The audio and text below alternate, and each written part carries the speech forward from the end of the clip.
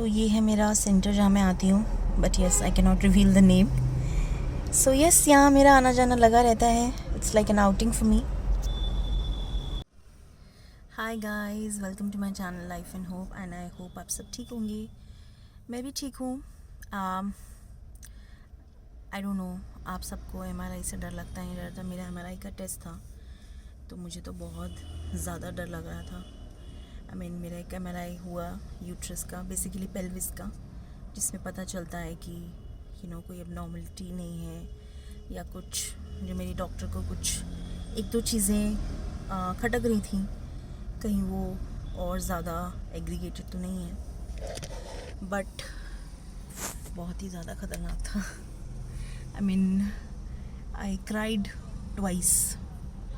2 बार मैं रोई. और बेल आपको एक बज़र दे देते हैं. बेसिकली पूरा क्लोज नहीं होता है, बट जो क्लास्ट्रोफोबिक हैं उनको वो महसूस होगा. तो अब जो मेरी डॉक्टर है, शी सेइंग कि I have to go for histo के बिना ट्रांसफ़र नहीं करेंगे. Basically it's for my good only. It's like therapeutic histography होती है, जो कैमरा आपके यूट्रस के अंदर डालेंगे और कुछ भी एबनॉर्मलिटीज़ हैं या कुछ भी है उसको ट्रीट करेंगे, ताकि जो ट्रांसफ़र का रिज़ल्ट है वो अच्छा रहे and it's for the good. So वो मुझे डेट मिली है and it is expected to be done on 31st of March, Eid वाले दिन. आमीन. May God be on my side and everything should go good. But हाँ, बहुत सी चीज़ें हैं with age women faces. That is the most common thing is the endometriosis.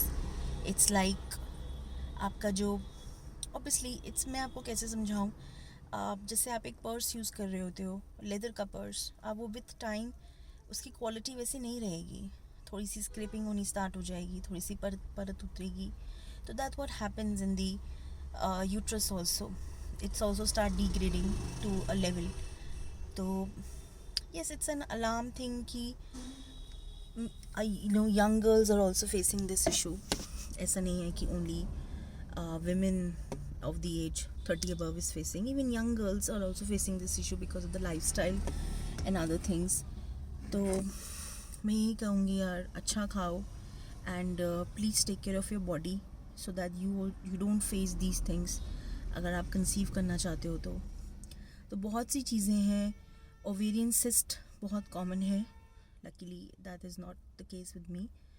But उसको treat करने के लिए एक बार तो हिस्टोग्राफी करनी ही पड़ेगी, so that I can get good results. उसके बाद कुछ इंजेक्शंस लगेंगे to suppress the activity of the fibroids and other things जो मेरे थे, जो मैंने आपको बताया भी हुआ है मेरी पिछली वीडियोज़ में. अगर आपने नहीं देखी तो जाके देखिए. Give me some best wishes, give me some confidence, and I know many women out there are going through the same phase of these problems. वो इतना वोकल नहीं हो पाती हैं, बट ये प्रॉब्लम्स हैं. So it's okay, it's part of the life, it's not life. So take it as a part only, और उसे अपने ऊपर हावी ना होने दें तो ही अच्छा है. बिकॉज अगर ये चीज़ें आपके ऊपर it starts taking your mind, it's very bad for you. तो कोशिश करो कि ना हो ऐसा. एंड मिलते हैं आपको न्यू व्लॉग में. मैं बताऊंगी कुछ ब्लड टेस्ट हैं जो मुझे कराने हैं. मेरा हीमोग्लोबिन तो वैसे भी कम रहता ही है. आई एम एनेमिक, तो I have to take care kids on the good side. तो उसका टेस्ट है. और अगर आपको हिस्टो करानी है या कुछ भी ट्रीटमेंट कराना है, उसके लिए HIV बहुत ज़रूरी होता है, तो वो भी होगा.